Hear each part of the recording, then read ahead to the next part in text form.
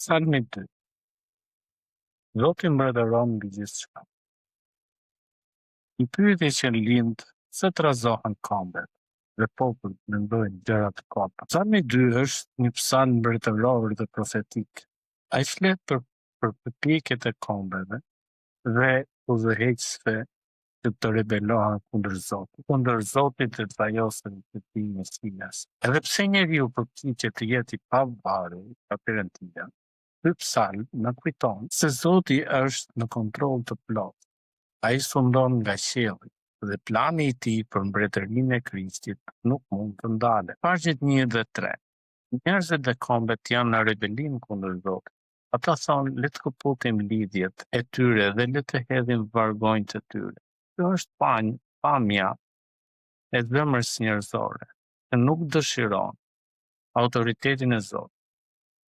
Shumë thot mendojnë se liria është të bësh çfarë të duash, por Psalmi 2 na kujton se liria e vërtet gjendet vetëm në fundimin e Perëndisë.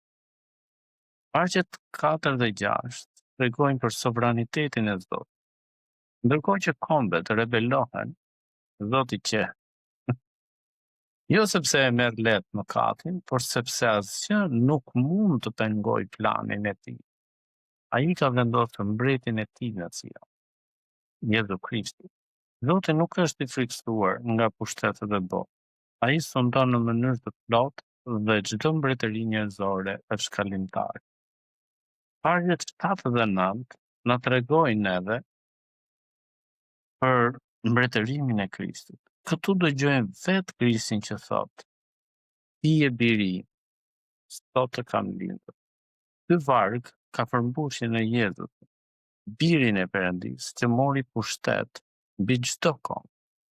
Ai do të sundojë me drejtësi dhe do të vendosë paqen e përjetshme. Kjo është shpresa jonë. Edhe pse bota është në kaos, Krishti është mbret dhe do të triumfojë. Faqet 10 dhe 12 rrasin për pendim. Psalmi e përfundon me një paralajmërim të butë, por të fortë. Shërbejeni Zotit me frikë dhe gëzohuni me dridhje.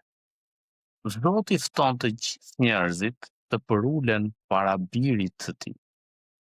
Lum ata që gjejnë stret tek ai, thotë Perëndia. Këtu gjendet sekreti i bekimit. Të vendosim besimin ton në Krishtin. Të shërbejmë Zotit me respekt dhe dashuri dhe të jetojmë në autoritetin e tij. Për një analizë të vetes tonë do të ishte: apo përpiqem të jetoj sipas vullnetit tim, apo në sundimin e Zotit? A e njoh Jezusin si mbret të jetës sime?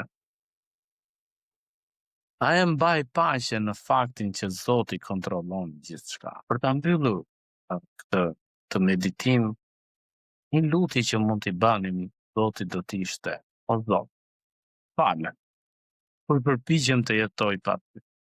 Më ndihmo të kuptoj se pa ty nuk ka siguri, paqe apo drejtësi të vërtetë. Mbretëro në zemrën time, në familjen time dhe në çdo pjesë të jetës time. Dua të gjej stret e ti dhe të gëzohem në sundimin ta. Zoti ju bekoft.